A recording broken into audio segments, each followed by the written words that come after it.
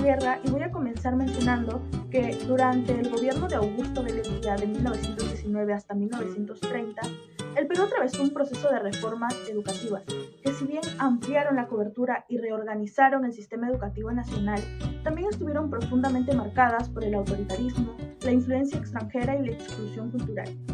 Bajo el discurso de una patria nueva, el Estado promovió políticas como la expansión de la educación primaria, la creación de escuelas rurales, la tecnificación del sistema educativo y la reforma universitaria, con el objetivo de responder a las nuevas demandas de una sociedad en transformación. Estas medidas incluyeron la promulgación de la Ley Orgánica de la Enseñanza número 4004 en 1920, reflejaron la influencia de modelos extranjeros, en particular el estadounidense. Ello generó tensiones entre el impulso modernizador del régimen y las resistencias locales, tal como lo menciona Contreras en 2004. Más allá de su dimensión institucional, las reformas también cumplieron una función política. Al buscar consolidar el poder del régimen institucional, la reforma mediante el control ideológico y la formación de una ciudadanía alineada con sus intereses. En este contexto, el rol del profesorado adquirió una relevancia bastante singular. Muchos docentes comenzaron a participar activamente de los debates públicos, cuestionando el rumbo por el que iba el país y acercándose a movimientos críticos como el de José Carlos Mariátegui. Por ello, analizar las reformas educativas del oncenio implica reconocer no solo sus avances, sino también las tensiones entre modernización, autoritarismo y resistencia, especialmente a través del protagonismo emergente del magisterio. Hola, mi nombre es Juan Alexander Bonilla Ramos.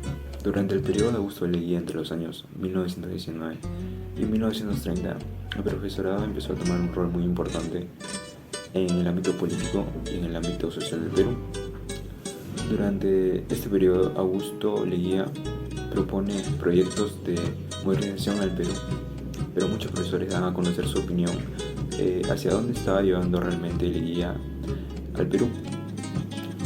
Al profesorado, al ser fundamental en la formación de estudiantes y futuros profesionales en el Perú, empiezan a tomar una voz muy importante dentro de los debates políticos e incluso muchos empiezan a unirse a grupos que critican expresamente el gobierno de Leguía. En este contexto, Mariátegui, en el diario La Razón, en el año 1919,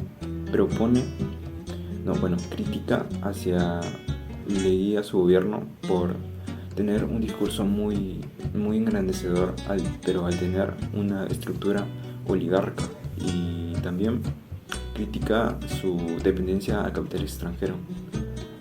Mariátegui empieza a engrandecer a los profesores por tener un cambio social o al poder realizar este cambio y tener un despertar en la vida pública.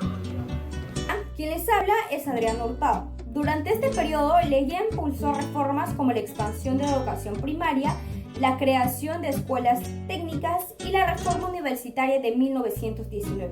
Sin embargo, el docente de Historia y Geografía Javier Burgos señaló en la entrevista que estas medidas ocurrieron bajo un gobierno autoritario, que, si bien sabemos, modernizó la educación, pero también buscó controlar ideológicamente a la población.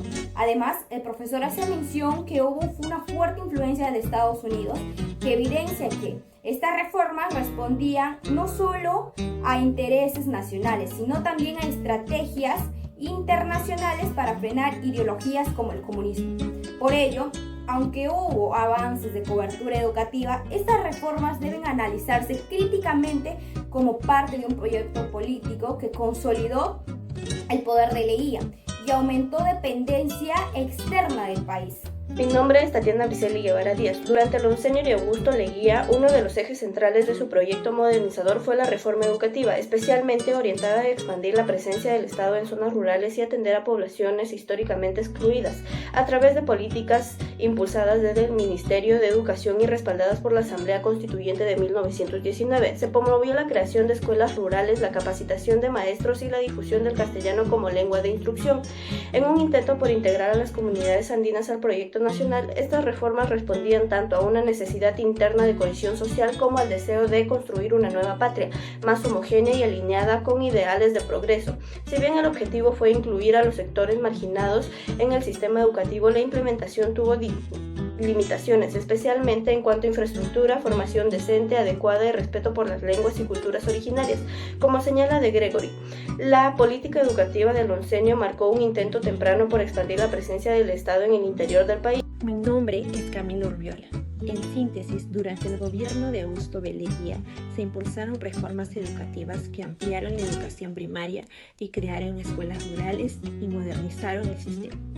Como vimos en la formulación del tema, estas medidas buscaban construir una patria nueva e integrar a sectores excluidos, pero también fueron usadas para el gobierno para controlar ideas y fortalecer su poder.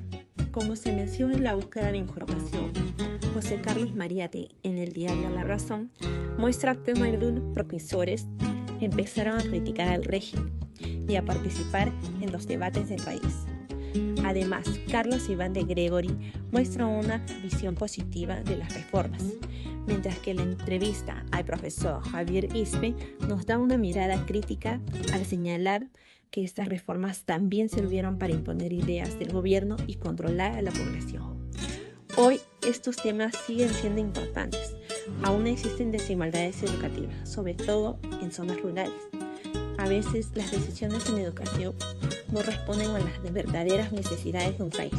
Por eso, entender las reformas de Leguía nos ayuda a reflexionar sobre qué tipo de educación queremos. Una que forme ciudadanos libres, no solo obedientes.